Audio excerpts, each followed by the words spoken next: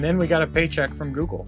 We monetized, we got a paycheck from Google, Yeah. and it covered our grocery bill for the month. And then we just kept going, and here we are 4 years later and Yeah. still doing it. Hi everybody, we are Mariajosé and Chase, and this is our baby Isla, and this is our van Chévere.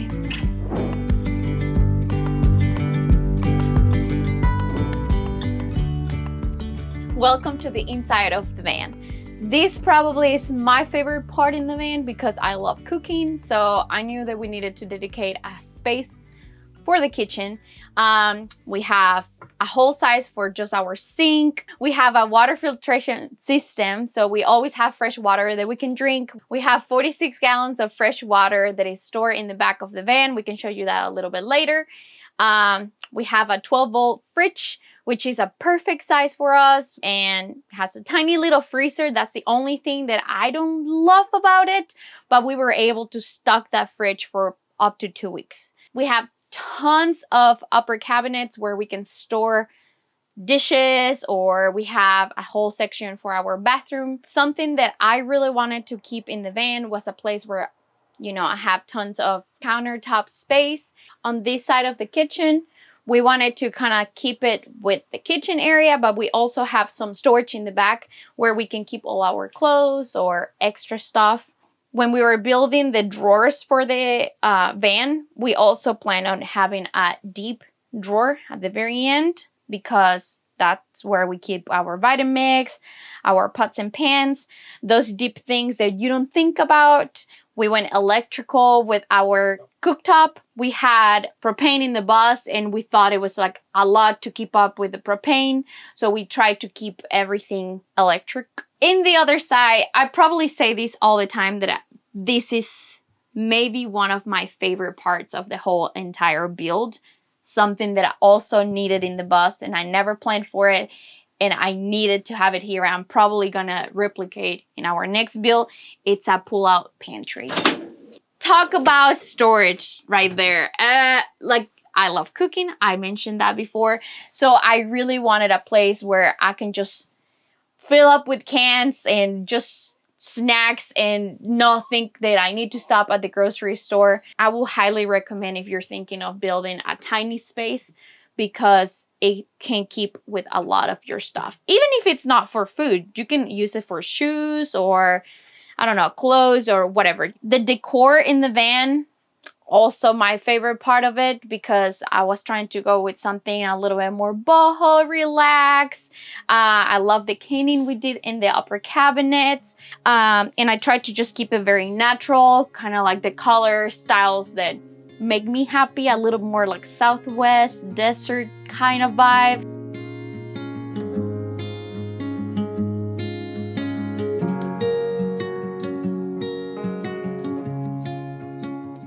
Everything started back in 2018 when Chase actually lost his job, and we were like, well, maybe we can maybe we can just like look for a new job or like restart over. But we realized that like regular life wasn't for us at the time. And actually Chase's dad showed us a YouTube video of a couple converting a bus.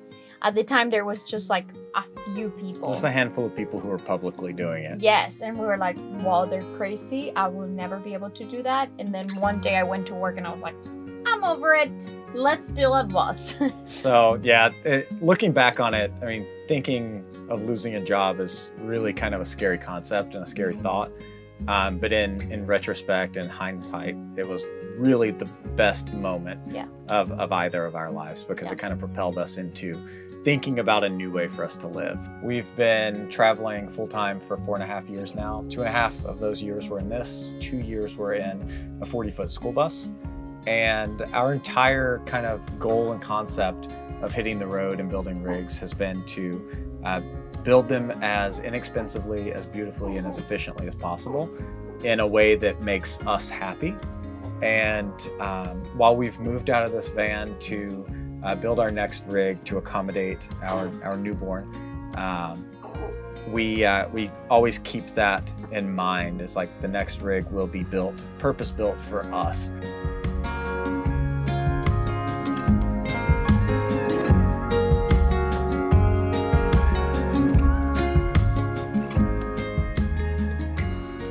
this is our wet bath. It houses our composting toilet, which we've modified a little bit. Instead of draining down to a urine bucket, it actually goes to a tank underneath that's controlled by a 12-volt ball valve. So when we get to an area that we can connect and dump our pee, we can totally do that. If we don't want to do that, we can always just remove the hose, go back to the original 1-gallon bucket that comes with our Nature's Head composting toilet. It's just a lot more efficient for us. The rest of this area is dedicated to keeping ourselves clean. We tiled this with Wheatie board because it's lightweight concrete backer, foam sandwiched in the middle. It's waterproof, and that allowed us to kind of flare this section up with real tile. Yes, you can tile in a van. You can also tile in a bus. This is the second time around that we've done it, and you don't have to use any special type of grout or mortar. When it came to having a shower in such a small space with such a limited water supply, we knew that we were going to need high efficient and ultra water saving shower heads. So we went with a Nebbia system. This thing mists you like no other. It's super spa-like, and we absolutely love it. One really neat thing about the shower is our toilet roll holder. It keeps our toilet rolls watertight, so we can keep them in our wet bath and not have to worry about ruining the toilet paper itself. And then probably the other coolest feature in the van is our shower door. It's super thin, it squeegees itself clean, so we don't have to worry about mold or bacteria growing on it. And we also don't have to deal with a curtain that likes to hug us. We shower about once every 2 days while we're traveling on the road. With cooking, showering, and taking care of the dogs, we travel with 2 dogs, so they're always getting dirty as well. We can go about 2 weeks on our 46 gallons of water. So we're taking probably 5-minute showers with about 2 minutes worth of full-blown running water.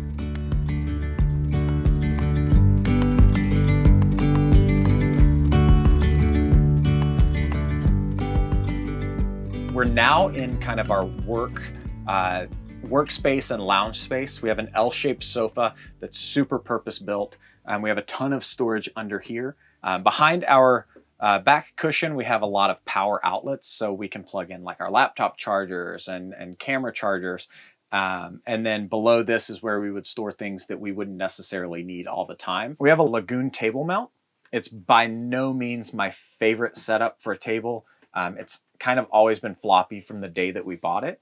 So I think in our next rig, we're going to go with a different style setup for the table, but these tend to work for a lot of people. But like I said, it's also our workspace. So we have a TV that doubles as a computer monitor in the comfort of this space by ourselves or with our friends, and not have to worry about having people also on what's technically our bed. So this isn't our bed at all. It doesn't convert that way. And we really, really liked that feature about it. We haven't seen many van builds with the Murphy bed before or since building ours. And we know that it's kind of peaked a little more in popularity since we built this van a couple of years ago. We just really loved the functionality or loved the idea of the functionality of a Murphy bed. We wanted to find a way in such a small space to really define unique spaces. And the Murphy bed just made the most sense for us. You do still have a ton of storage, but if you carry larger items like bikes or snowboards or surfboards that you keep inside the vehicle, the Murphy bed's absolutely not going to be a practical concept for you. But if you want a really functional layout, you don't have the necessity to store items like that inside. Time and time again, I think Murphy bed is the far superior bed type. We also have a light switch back there that controls the main lights, so we don't have to get up out of bed to turn the lights off at night. We can just flip the switch. And then we thought about an efficient way in a tight space to also charge our phones at night. So we built 12-volt USB-C power blocks into the little cubby behind the bed. The step up below me is where we store our water tank. So it's interior mounted, which is super important for us because we like to go places that are very cold. We have a diesel heater so we can keep the inside of the van super toasty. We have 2 max air fans that if it gets too hot, we can vent them out, vent the heat out and bring in some cooler air to kind of balance the temperature. Below this section of caning is where all of the electrical components that feed from our solar and then go through our main breaker panel and power everything in the van, they're all housed down here. We've got 600 amp hours of lithium iron phosphate batteries. We have 600 watts of solar on top, and then we have a 225 amp DC to DC charger, like a battery alternator isolator, if you will, that feeds off of a beefier alternator that our van has. We were really excited when we first built the van because we wanted to give it that Southwestern style, but we weren't quite sure how to do that in a mobile vehicle.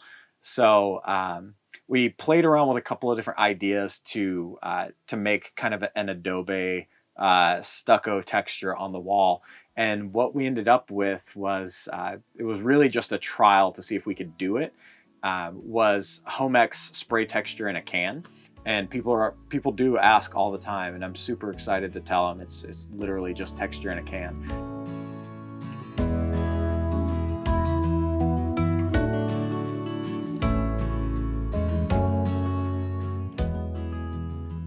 I think we were lucky in the fact that we tackled and have tackled every build on our own. So it takes time. It's a massive project to undertake. And we learned everything we were doing along the way, which is also scary. But while you're building, like our bus took us 4 months, this van took us about 6, but it rained so much when we were building outside that really delayed the entire process. But every day that you're going to work on the build is another day to reflect on how small the space is. So you're mentally preparing with every addition to the interior that you're building for truly how small the space is going to be. Yeah. So before we had ever even finished our bus build, we were already downsizing things. We were already for months, we were taking things to Goodwill and donating. And then the transition from the bus to the van was significantly less impactful. It was much more, it was much easier and it was much more liberating because we had already been through a major downsize. And at this point we were really like, holy crap, how did we accumulate this in 2 years in 280 square feet? Yeah. Let's get rid of it. And also I feel like the transition from the house to the bus was not as hard because it was the way that we built the bus was like we had different spaces. So I literally could be in the back and not see Chase. Yeah. So we still had, like our own space. Yeah. And we were like, I could be in the kitchen. I could be in the kitchen and literally like not see him and just do my own thing. So that was a big change from the bus to the van because we went from a pretty big space where if I got mad or he got mad, we could be completely separated from each other to having to deal 24/7 in a small space with your significant other.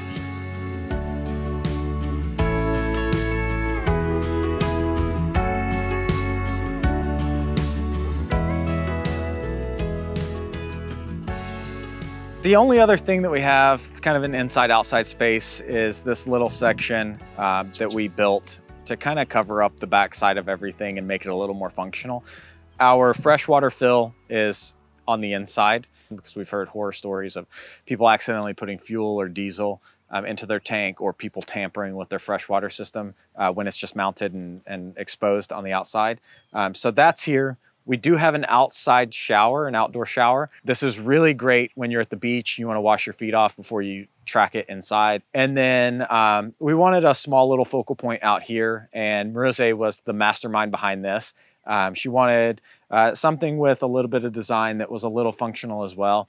And since we work remotely, it's nice to be outside with our computers. So it's kind of standing desk height. We can just flip it up, put our computers here. And then this little section opens up this way. That's where we store the shower head. It's where we store our electrical cable.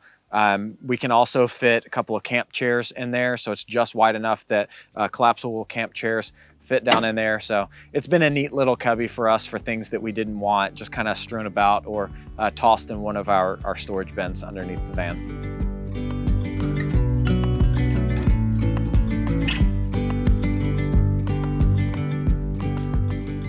at the beginning of everything, when we were still in the house, we had just found out that I was losing my job. We had bought our bus. We started a YouTube channel just for our friends and family. Yeah. Because we lived a very suburbia life, fenced community, brick home. And when you tell your friends and you tell your family, hey, I'm leaving my job. My fiance, girlfriend is leaving her job, and we're traveling full time. Yeah, we're going to live into we're moving into a school bus. We wanted them to know that we really had a plan and a concept that we were working with. So we started this YouTube channel just to kind of ease their minds and bring them along with the process. And then we blinked our eyes one day and we had a little community of people that we had no idea who they were watching every video. So that was kind of like step one, but we weren't making money from that. No, it was just pure fun. Yeah. Truthfully. So we needed to find a way to make money, and that's when you found the remote job. And, I would work on YouTube video, Instagram, and all that. That was not making any money.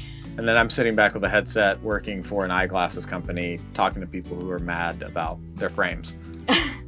And we did that for quite a while in the bus. And after a little bit, our YouTube channel started taking off, and we're like, whoa, maybe this could be our job. Like if we spend more time working on it, maybe this could be our full-time job. And then we got a paycheck from Google.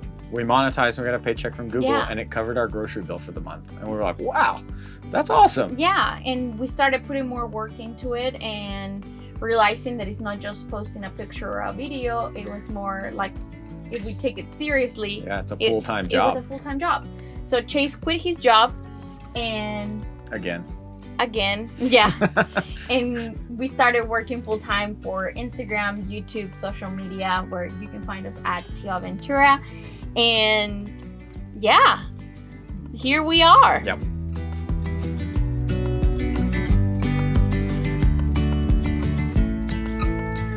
This was chévere. If you want to keep up with us, you can find us on Instagram and YouTube as Tio Ventura. Or Tio Ventura Van. Yep. You will have to check out how we make it happen with the baby. That's coming sometime in the future. Not the baby, how we make it work with the baby. But thanks for stopping by. Thanks for supporting Tiny Home Tours. If you come over and check us out, thanks for supporting us. Yep. Literally, your viewership means the world to us, and I know it means the world to everyone who's working diligently behind the scenes here on Tiny Home Tours. Yep. So you're making such a big impact to a very large part of our community's lives, and I think that's one of the coolest things. So we'll see you soon. Bye.